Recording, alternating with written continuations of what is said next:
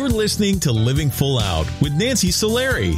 As a life coach, Nancy can teach you how to stay strong under pressure and work through challenges you face. Being legally blind, Nancy inspires others to be resilient in overcoming obstacles and live full out. You can ask Nancy for advice in your life on relationships, finance, business, health, and more. Just call in at 800-333-0001. Once again, that's 800-333-0001. Now, here's Nancy. Hi, it's Nancy Solari. So happy to be here with you on the Living Full Out show. So many things that we're going to get through today. But first of all, we are going to be talking about being an advocate for others. Now, that could be being a good listener. That could be paying attention to where somebody is in need of something, where they need support, and being the solution to their problem. There's so many different ways in which we can stand up for others and stand beside them and cheer them on, and sometimes even find resources that they don't even know they need, but yet you are perceptive. You just are looking further down the line than maybe somebody else can. So stay with us because we have brought you a very inspirational guest, Susan O'Million, who's going to be talking about her love for law as a small child and how that flourished into the women's rights and how down the line it really came full circle after the passing of her niece. So it's really a touching story, but yet one that I think is so important because we all have the ability to have these full circle moments in life. That's what I like to call them. Kind of those moments when we say to ourselves, I've been here before, right? And when we hit a crossroad and we've been there before, we always have to remember, how did I get through it? How did I survive? How did I cope with it or manage it? And a lot of times when you're being an advocate for another person, well, that's an opportunity again for you to be that light when they can't see through the dark. Also, want to make sure that during today's show, if you need more support, reach out to us at connect@livingfullout.com. Also, if you want to hear today's show again, make sure you go to livingfullout.com. All of our episodes are waiting there for you, and we've had a lot of different topics. So you just pick the one that relates most to you. Now, I am getting word from our producer that we do have a listener on the line. Let's go say hello to them. Hi, welcome to the Living Full Out show. Hello. Hi, how can I help you? Yes, I'm Ramiro Herrera, and I have a little issue when we get a gathering, and I have 6 kids and 25 grandkids. And I like to be united, have a unity within the family.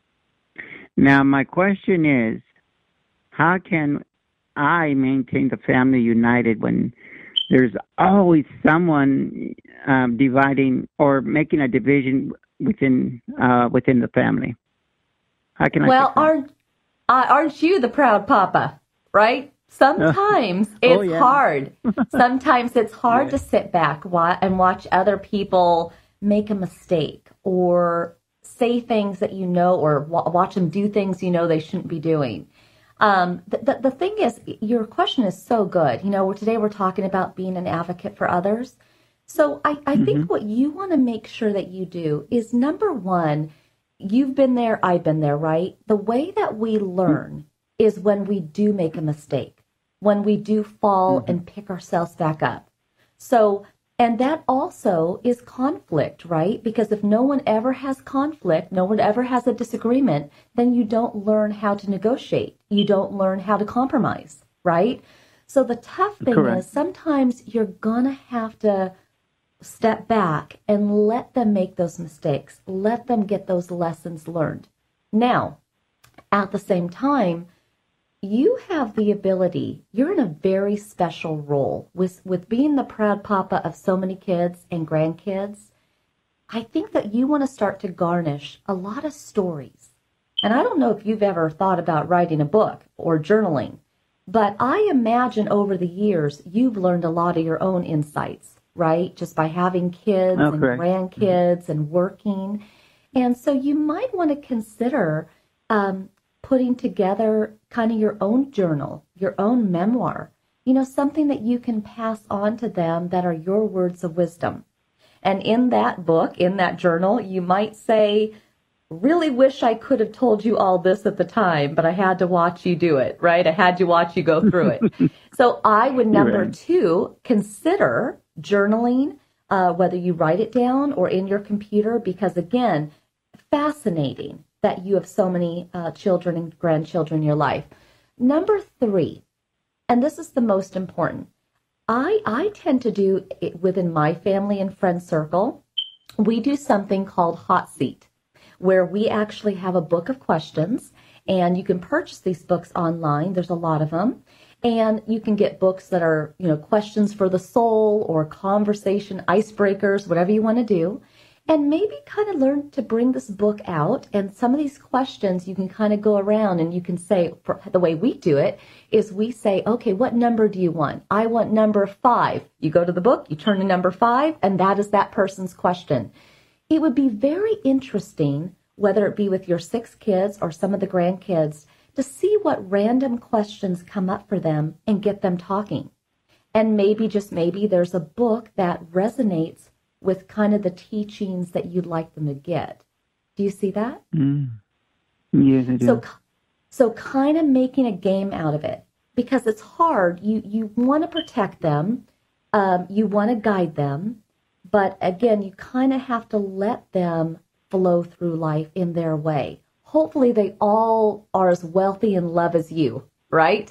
But if it's their destiny to kiss a couple frogs before they find their prince, you have to let them do that, right? Now, what is your biggest worry? What is your biggest stress? Well, I believe that, what I believe is to be united all the time, because there's, you could see that there's always somebody in the group that makes trouble.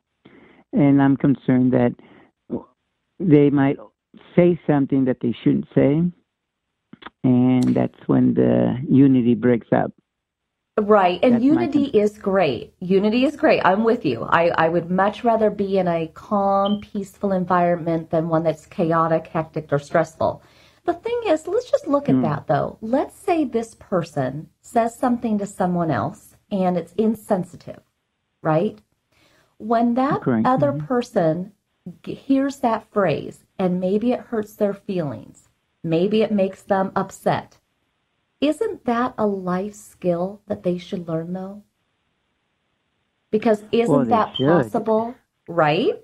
They should. Now, it shouldn't come from your family member, but sometimes our family knows where to poke us in the side the more, right? There's this old saying, you always hurt the one you love, right? It's because the closer you are to somebody, you know where their triggers are.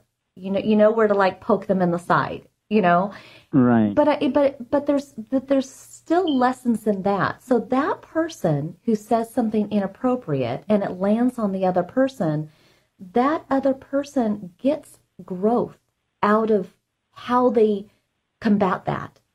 If it's always beautiful and always rosy all the time, we don't learn those life skills. And there's plenty of bad apples out there in the world. There's plenty of scammers. There's plenty of people that are rude, right? So if you can learn those skills within the family, it actually is better. You know what I mean? Plus, you might need to take that person that's the troublemaker aside and, give them some daddy guidelines, granddaddy guidelines, right? And promise me one thing. I think that you're amazing. I will be first in line. You promise me you'll write that book, start journaling? Yeah. I'm going to try. Because I bet you have a lot of wisdom to share. And think about the legacy that you've built. All those kids, all those grandkids. How wonderful would it be that down the line, 10 years from now, 20 years from now, they see that their dad and granddad wrote or journaled his thoughts? Very exciting. Okay? Mm-hmm. Yeah. But thank you for calling in. Really good questions. Well, thank you for your advice. You're welcome. You're welcome. I love that he's asking that question, though, right? Because, today we are talking about being an advocate for another person. When people do things inappropriate, when you see somebody being bullied, you have an opportunity to either swoop in, change the energy of that environment. you have the opportunity to step in, stand beside that person, almost, I guess, kind of like a bodyguard, right? or like lift the mood. But we all have the ability to be an advocate for another person. And over the course of this show, I want you to think about who are those people in your life that maybe just seem sadder than normal? Who are those people that seem like they're running in circles, that seem frustrated? And try to see what you can do to be that solution to their problem. Because one thing I know is when you take the spotlight off our own issues, our own problems, and we focus on other people, now all of your stresses and limitations will dissipate just a little bit. So stay with us. We're going to continue to talk about being an advocate for others, and our inspirational guest, Susan Emilian, is coming up. You don't want to miss her story. I'm Nancy Solari. This is the Living Full Out Show. We'll be right back after this break. Stay with us.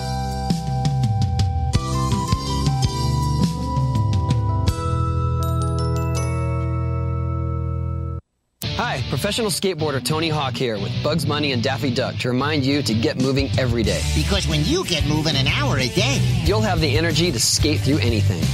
Nice play on words, Doc. That's how I roll, Bugs. So whether you like to work the half pipe, now that's catching air, kick the soccer ball around, or dance in your room, just move it your way. For an hour a day. The way you like to move, as long as you're moving. Carve out some time every day and get active. Because it's time to do a 180 on what you think exercise is. Because it can be whatever you want it to be. So be a player. Be a player. Get up and play an hour a day, Doc. Check out how to be a player at letsmove.gov. Head online to get tips on great ways to get moving every day. At www.letsmove.gov. Let's hear that one more time, Doc. That's www.letsmove.gov. A message from the Ad Council and HHS. I'm Nancy Solari, certified life and business coach. I want to invite you to the Personal Development Bootcamp. During the bootcamp, we're going to be looking at taking those insecurities that you have and getting rid of them. We're also going to look at ways in which you can thrive and live a life full of purpose. Go to livingfullout.com/bootcamp, livingfullout.com/bootcamp to sign up. I believe in you, and here's to you living your life full out. I'm Sarah, and this is my story. I'm Ellen, and this is my story. One night, I was at a bar. I was having fun with my friends. I had one too many drinks. I got behind the wheel to go home. I got a cab to go home. All of a sudden, from out of nowhere, a squirrel ran across the road. It happened so quickly, I barely had time to react. The cabbie barely had time to react. I swerved. The cab swerved. I can't believe it. I hit a guy. I cannot believe it. The cabbie just missed a guy. I wish I took a cab. Thank goodness I took a cab. You have the choice to save a life. Don't drive buzzed. It's a decision you'll never regret. Buzzed driving is drunk driving. Brought to you by the Department of Transportation and the Ad Council. Hey, America, we need to have a little talk. We've got more food than we know what to do with in this country, yet 17 million kids in America are struggling with hunger. Makes no sense. Luckily, the Feeding America nationwide network of food banks has volunteers gathering excess food and getting it to hungry kids. They're kind of like food angels. Hey, become a food angel yourself by supporting Feeding America in your local food bank at feedingamerica.org. We can't do it without your help. Brought to you by Feeding America and the Ad Council. If you think depression is all in a person's head, you're right. It's a brain illness. And like other illnesses, it has symptoms. Depression can make those who suffer from it feel hopeless. It can even lead to suicide. Learn how to stop depression from taking another life. Call SAVE, Suicide Awareness Voices of Education. 1-888-511-SAVE. On the web at save.org. I'm Alec Baldwin. Like any parent, I'm concerned about children's health. Many kids don't eat as they should and are at risk for long-term health problems like diabetes and heart disease. But here's good news. Fruits, vegetables, whole grains, and other low-fat vegetarian foods can protect our kids and keep the rest of the family healthy too. For a free booklet, call the Physicians Committee for Responsible Medicine at 1-877-685-KIDS or visit www.kidsgethealthy.org. childhealthy.org.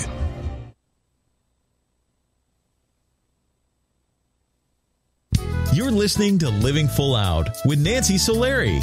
With Nancy's expertise, you'll learn how to embrace your potential and strive for success. If you have a question or need further support, send us an email at connect@livingfullout.com. Now, here's Nancy.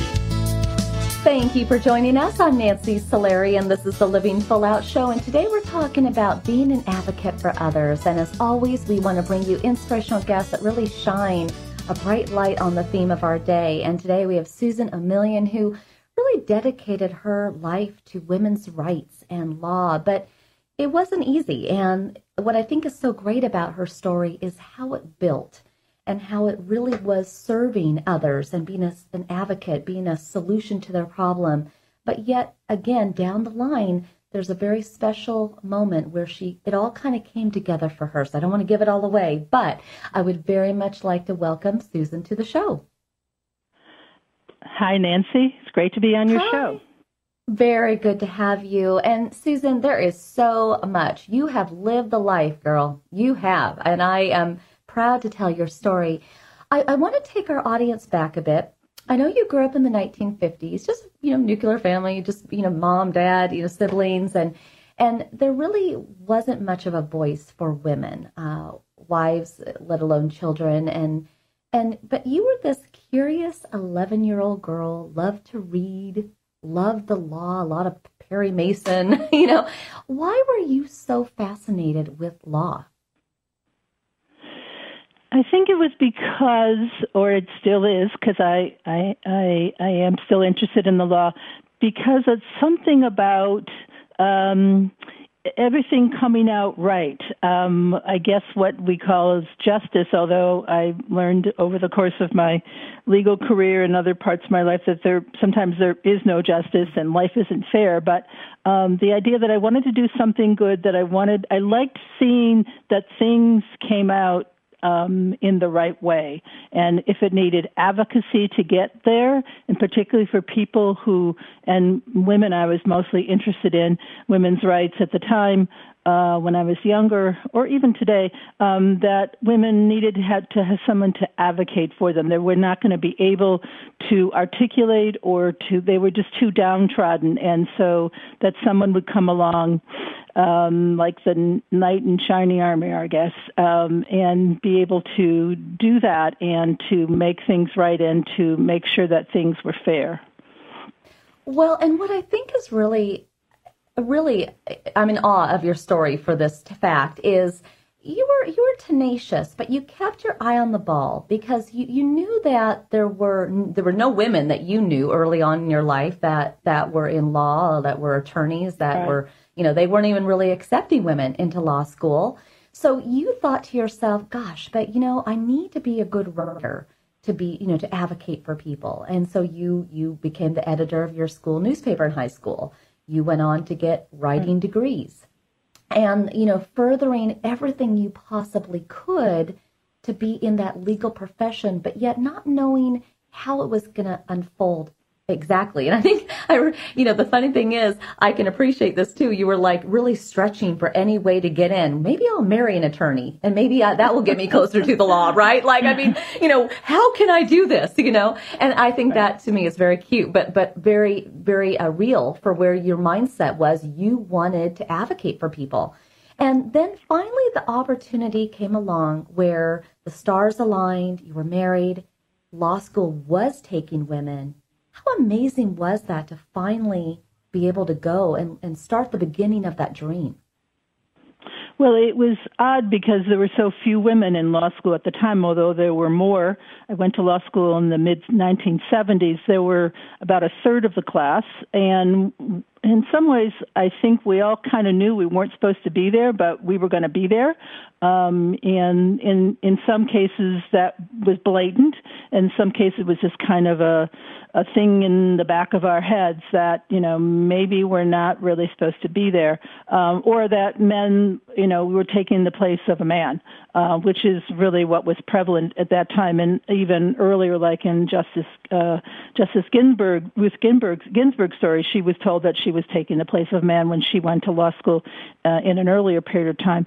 So, but I wanted a credential. I knew that I wanted to work on women's rights law, and there weren't any male attorneys at that time who were interested in it. So if I was going to do it, I needed a credential. And so however I was going to get through law school, I would emerge with that credential. And that would be my ticket to do, I thought, what I wanted to do. And also that it gave me, I could advocate, I could write, I could present a point of view, but with a credential, then people had to listen to me, or at least I was in the right place. I could get into the courtroom. I could get into the halls of justice where up until then only women who were legal secretaries had any access, not into the courtroom, but into that general environment. Well, and before you could get that ticket, before you could get that credential, you had to write a 50-page paper. Thankfully, you loved writing. I'm sure there were other students that were more tortured by that assignment. But what did you end up writing that 50-page paper on? Well, I had gone to law school. Before I went to law school, I was interested in women's rights. I was particularly interested in women's rights around employment. I had been involved in the National Organization for Women, the consciousness raising, and we were telling our personal stories of jobs we couldn't get because they wanted only women had to pass a typing test. That was back in the day when there were help wanted male ads and help wanted female ads, and you couldn't apply for the jobs that were help wanted male if you were a female. So I had been gathering those things. And then across the horizon, this is, like I said, in the mid-'70s, there was some lawsuits that were coming up about sexual harassment. There was hardly a word for it, but there were women who were complaining that because they had lost their jobs or they had lost a promotion because they wouldn't sleep with the boss. And that's what was pretty prevalent at that time, or at least the most obvious. But there were also other, scenarios where women felt that they were being harassed because they were women. And it was just on the horizon. It was not illegal under any federal law. There were no state laws against it specifically.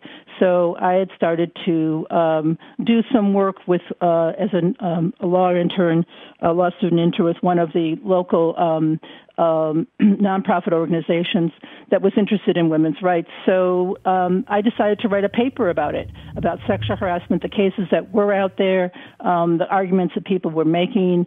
It did not come to the Supreme Court and was won until 1984, I think, or 85. So this is a period of time when people were just trying to figure out how to get this argument before a court. And that's what I wanted to do. So I wrote a paper about it. I'm sure you caused a couple waves of, people that were like, in awe again of how you came up with this. But I'm sure for some it was, uncomfortable. But I think it's such an important topic. And Susan, stay with us because we're going to come back and share more of your story. And for everybody listening today, we are talking about being an advocate for others. In the way of Susan, she wanted to do that through the law and through representing women. But remember, you can just be a good listener, a good friend, see somebody in need, see somebody being bullied, stand up for them. That is how we all live full out together. Stay with us. We'll be coming right back after this break. I'm Nancy Solari. This is the Living Full Out Show. We'll be back.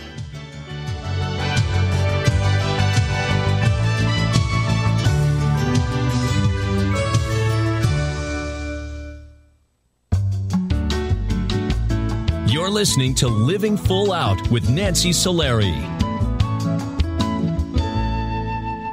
There are many sounds in your day-to-day life. There are sounds that wake you up. Sounds that make you smile. Sounds that energize you.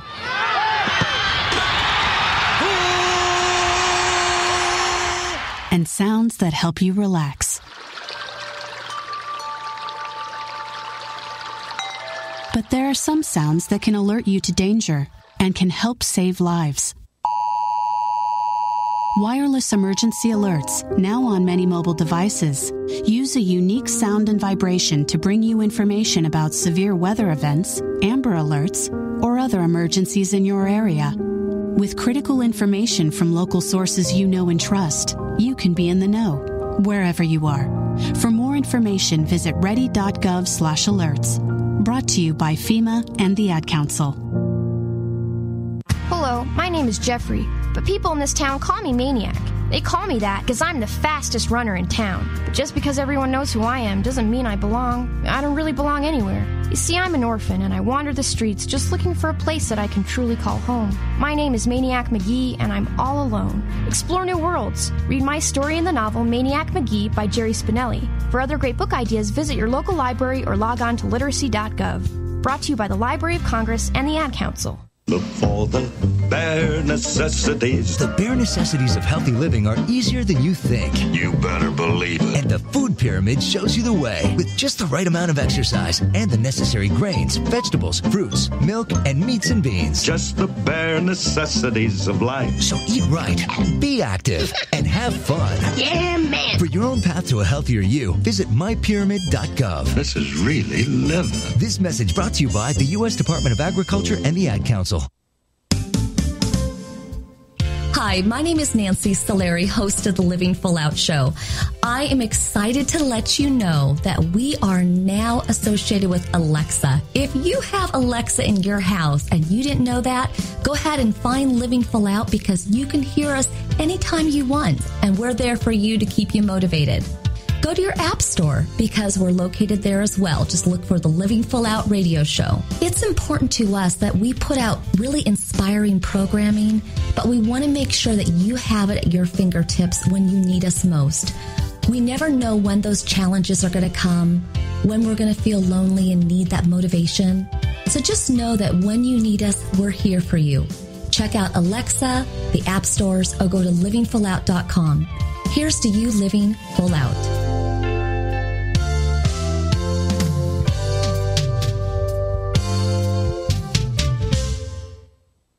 What if I could tell you that a full-blown wildfire was going to occur tomorrow right where you live? Tell you exactly which neighborhoods it would engulf and how fast it would do it. The first thing you would do is talk with your loved ones and make a plan today. It's true, I can't tell you a wildfire will strike tomorrow, but shouldn't you make a plan anyway? Go to ready.gov/communicate and make your emergency plan today. Don't wait. Communicate. Brought to you by FEMA and the Ad Council.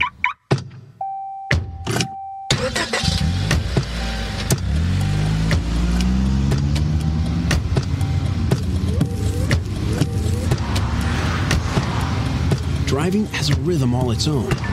Don't wreck it with a text. Before you get behind the wheel, silence your phone. Or better yet, designate a texter. For more text-free driving tips, visit stoptextstoprex.org. Brought to you by the Ad Council and the National Highway Traffic Safety Administration. You're listening to Living Full Out with Nancy Solari. As a life coach, Nancy can teach you how to stay strong under pressure and work through challenges you face. Being legally blind, Nancy inspires others to be resilient in overcoming obstacles and live full out.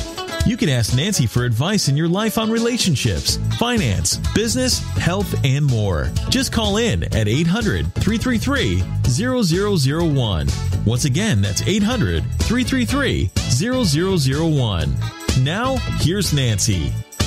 Welcome back. I'm Nancy Solari, and this is the Living Full Out Show, and we are continuing our interview with Susan Emilian, who really served as a women's rights advocate for years, decades, and she's still doing it today, and we're here with her, and she's telling us about the importance that it was for her to stand up for women and advocate for them. So I'd like to welcome Susan back to the show.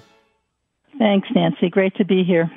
So good to be with you. And you know, Susan, I think many people have a dream. For you, it was law. You didn't know what that was going to look like, but oftentimes life happens, right? Doors get closed, you know, other commitments come up, and you worked hard. I mean, you from basically late 20s throughout your 30s, you were a legal aid, you joined a women's law firm, and you were helping women within the court.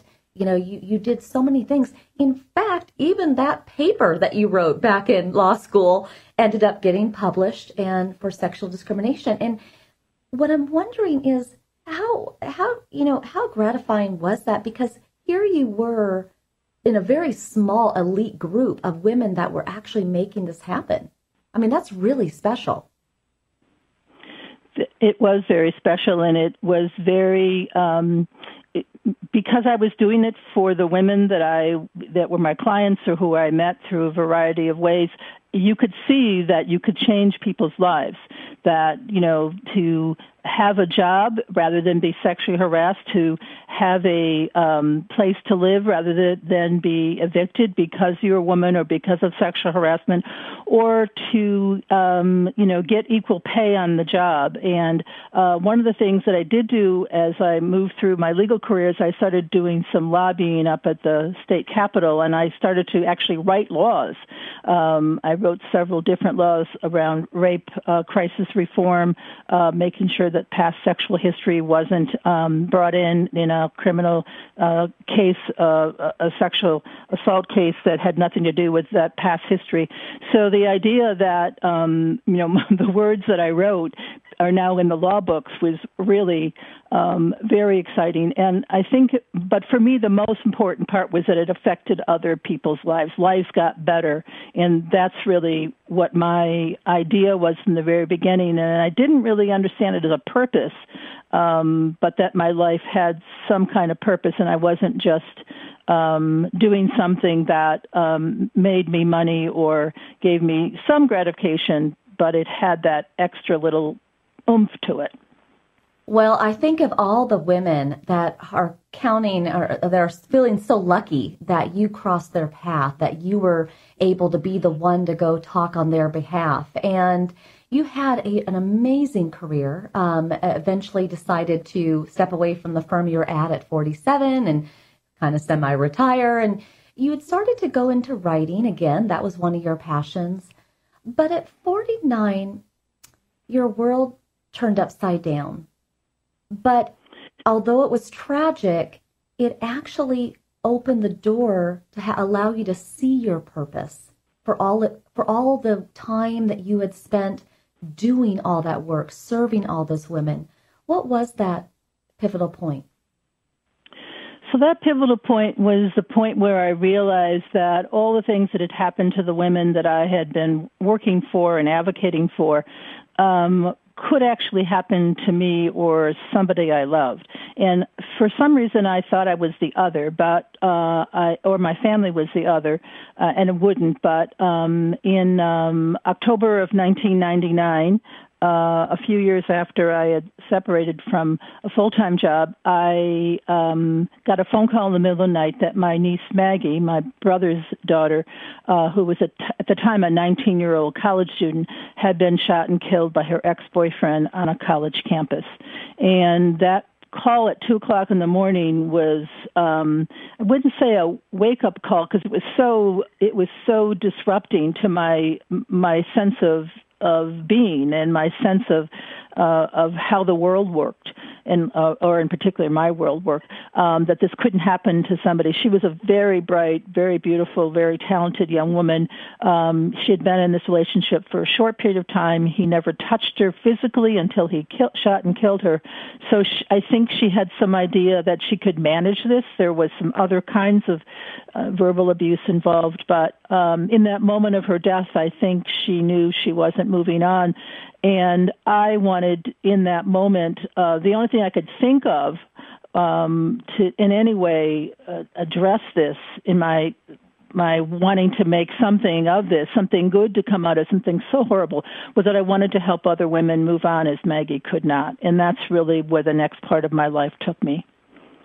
Well, and that kind of is the writing side, the educational side. You ended up going through various channels and eventually found yourself being able to start doing workshops.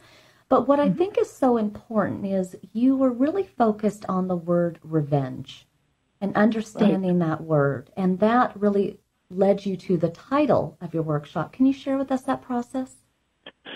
Right. So in the criminal justice system, although I'd never done criminal law or defended a criminal defense, I always got this idea that if somebody did something bad, that the revenge of the family or the people that were around this person that had been harmed would be to prosecute them and make sure that they didn't hurt anybody else.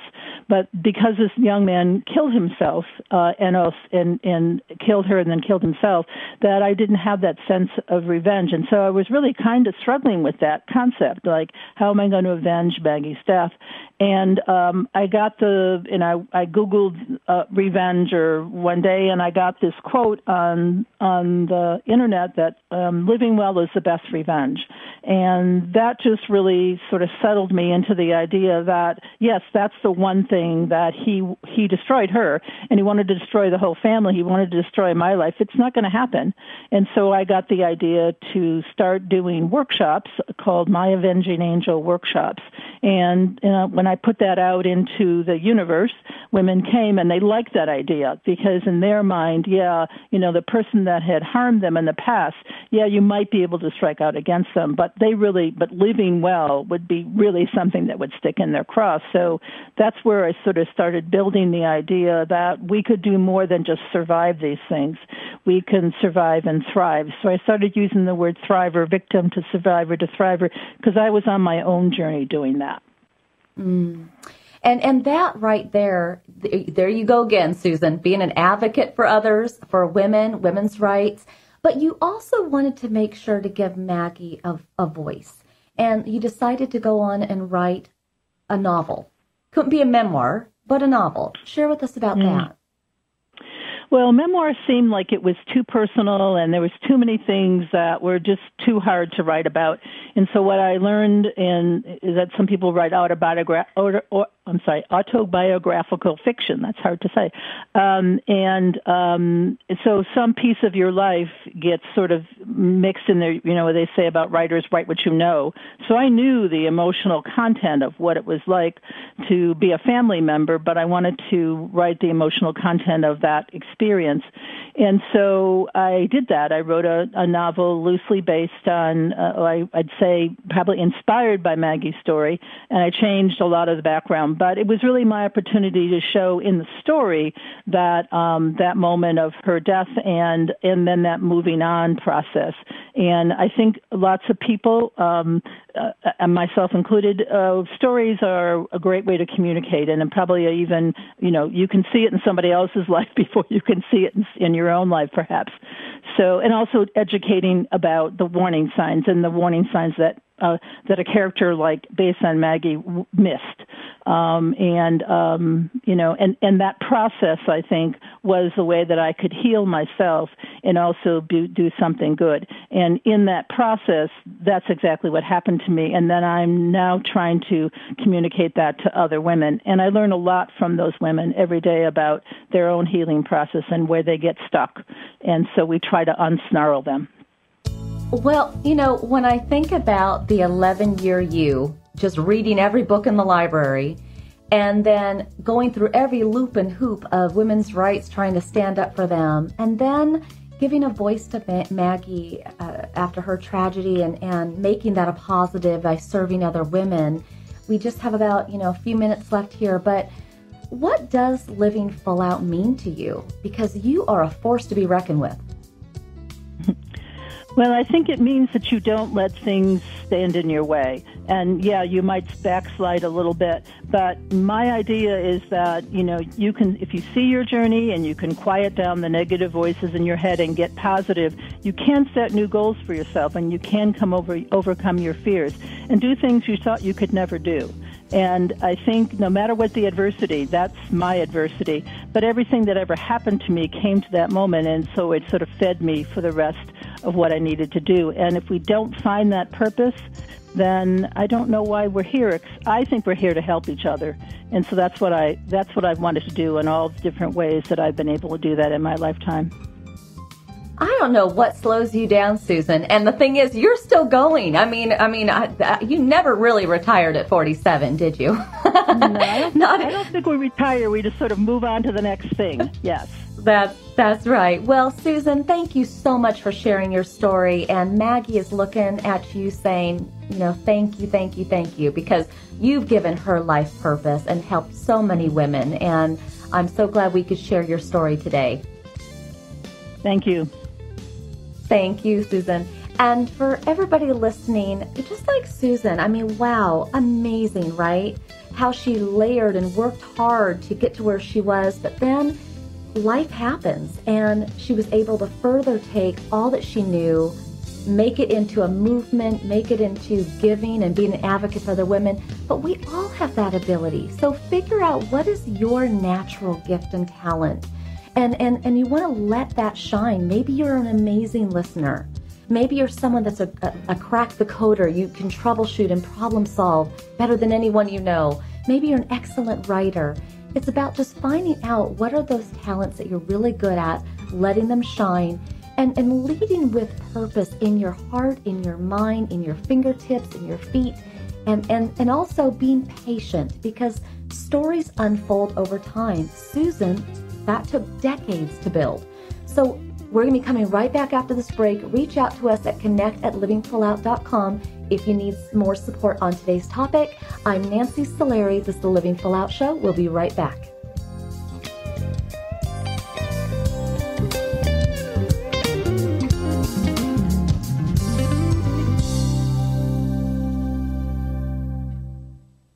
So I'm a cat, and I just moved in with this new human, and she's got this little toy she's always playing with, all day long. Tap, tap, tap, tap, bloop, bloop. She can't put it down. There it is. Oh, and get this. She even talks to it. Last week, she asked it for Chinese, and guess what? Egg rolls showed up. Like magic. Humans have cool toys. A person is the best thing to happen to a shelter pet. Be that person. Adopt. Brought to you by the Ad Council and the ShelterPetProject.org. So, Jacqueline. Yes, Mom? I wanted to talk to you about something, and... Oh, wait. Hold on. I just got a text. Oh, wait, Mom. I just got a message. So many comments on my comment. Hey, guys, check out my new video game. Mom, what? Huh? What'd you say? This weekend, unplug. Getting closer to nature can get you closer to your family.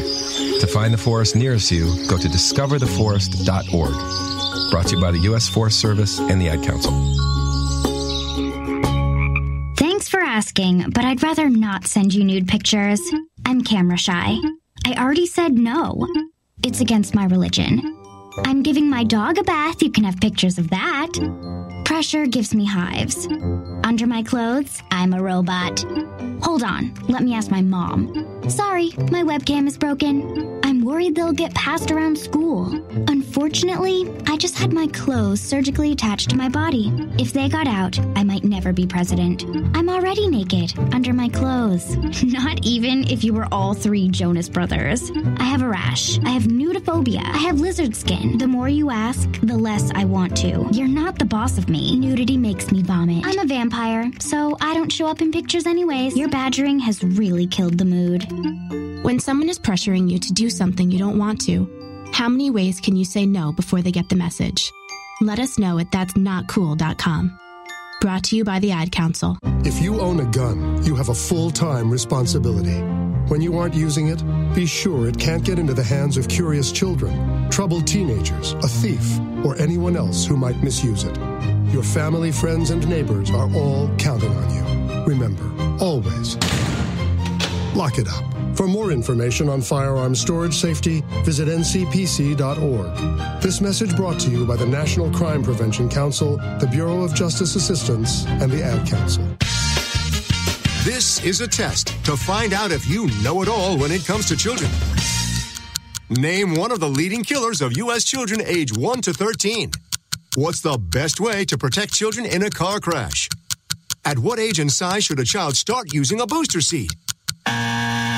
Don't assume you know it all when it comes to car seats for your child. Go to safercar.gov/the-right-seat and know for sure. Brought to you by the National Highway Traffic Safety Administration and the Ad Council. When I grow up, I want to be a new pair of blue jeans. When I grow up, I want to be a kid's first computer. I want to be a warm fleece on a cold day. Football I want to be a stadium. bike that races around the country. I want to be a bench on a forest trail. When I grow up, I don't want to be a piece of garbage. And if you recycle me, I won't be. Give your garbage another life. Recycle. Learn how at iwanttoberecycled.org. Brought to you by Keep America Beautiful and the Ad Council. Well, I finally did it. My student loan is totally paid off. What? What about our plan to win the lottery and start living? You know, travel the world on matching yachts, wear enough jewelry to require a bodyguard, vacation on the French Riviera, and then buy it. You know we're never going to win the lottery, right? When it comes to financial stability, don't get left behind. Get tools and tips for saving at feedthepig.org. This message brought to you by the American Institute of CPAs and the Ad Council.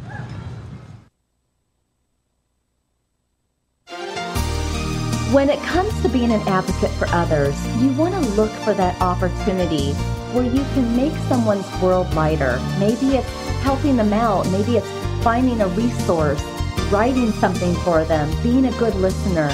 But when you can be the person that makes another's life easier, now you're letting them be free so they can live life full out.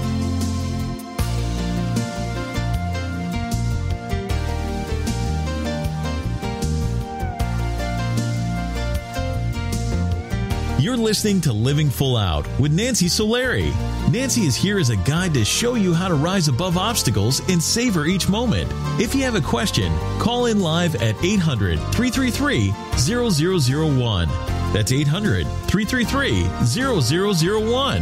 And now, here's Nancy. Thank you very much for joining us. And today we are talking about, on the Living Full Out show, being an advocate for others. And this is a really important topic because it is truly a gift when you can help someone out. And you want to look for as many moments in your day or your week or your month that you can do that. And sometimes it's just buying that person a coffee when they're looking kind of frowny face and not having a good day. You know, sometimes it's helping someone when they have too many groceries and they're about to drop them all. You know, it's about being a good listener, looking for that one friend that just seems more quiet than they normally are. And when your eyes are wide open, your ears are open, that you're looking for those opportunities, you know, to those people, you're a gift. You're an angel. You're that light that they needed in the dark. And I want to make sure that beyond today's show that you are supported. So feel free to go to livingfullout.com. This episode, all of our episodes are there by topic. Just find the one that resonates most with what you're going through. Or you can go to the App Store and look for Living Full Out Radio. We can keep you inspired on the go. Now, I'm getting word from our producer that we do have a listener on the line. Let's go say hello to them. Hi, welcome to the Living Full Out show. Hi, how are you doing? I'm good. How can I help you? So my name's Andy. I'm a freshman in college, and recently I've just been doing really poorly in a few of my classes, and I know that it's probably just due to COVID, just kind of being in more challenging classes and the new environment while being all online. But I can't help but feel as though, like, I'm to blame. And I guess not only that, but I also feel like I've kind of failed my parents in a way, from going from an A+ student in high school to just kind of really struggling even to get C's, despite them telling me that it's okay. So I guess my question is, how should I personally deal with the stress of failing? And how should I deal with the stress of thoughts of disappointing my parents? Yeah. And you know what? I can tell that's really big on your mind, on your heart, huh? Yeah. Yeah. And I bet sometimes that burden it makes it even hard to breathe or even sleep at night, right? Yeah. You know, I was an A+ student, so. Yeah. You know, here's the thing. Life is funny because you've heard the game of life, right? This is a game. Okay, you're early on in the game, right? You're in college, and let's say the game goes to 100 or beyond 100, right? If the game was always easy, if you were always A+, if you just nailed it every time, everybody had the perfect relationship, no conflict, right? It'd be kind of a boring game, right? So somewhere along the way here, you rolled the dice, you took a card, and these classes are hard, right? But you have to look at this as that game. It's how can Andy win the game? What does she need to do to conquer this fear, to nail these classes. And it might not be an A. That's the thing, too, about the game of life. You have to sometimes let go of the expectation of what something looks like. It might be a super hard class and you get a B, but you know what? It's a super hard class and everybody's getting B's or C's or D's, right? So it's all within a balance. And so if you're going to win the game of life, you have to look at, okay, with these classes that I'm struggling in, can I get a tutor? Can I reach out to my professor and get some special one-on-one time? Are there, notes that I can read, to help me better study for exams? And the other thing too is, I think you've built up a really big balloon where you feel like you're disappointing your parents. But you know what? I'm sure your parents, they disappointed their parents. And you're going to have kids one day and they're going to feel like they disappointed you, right?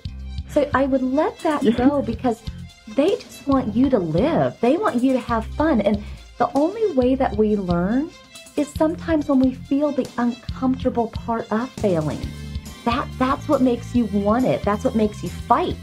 So you got to fight in that game of life, right? Can you do that? Right. I can try. Well, I will take that. I want you to try. But you got to let go of letting them down because that doesn't serve you. Anything negative, any negative self-talk, let it go and just focus on winning the game. You got this. Okay? Thank you so much. You're welcome. Thank you for calling in. And for everybody listening, it's all about going out there, being an advocate for other people. Maybe just like in the case of that caller, you can tutor somebody, right? Maybe you can help donate to someone's cause so that they can, win a fundraiser, whatever that looks like. Be that advocate, be that cheerleader, be that best friend. It could be to someone you know or even a stranger. The entire Living Full Out family thanks you for listening. We want to make sure that you go to livingfullout.com to hear today's show again. Communicate with us on social media. We'd love to hear from you. Also, remember, if you have an inspirational story and want to be a guest on our show, reach out to us at connect@livingfullout.com. Here's to you living full out.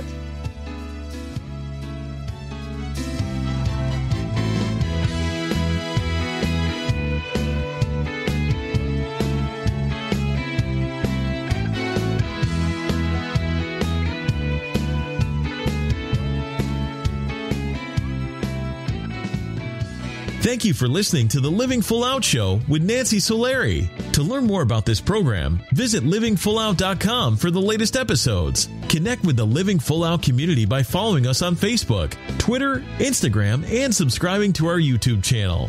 If you have an inspirational story you want to share, email us at connect@livingfullout.com. Here's to you, living full out.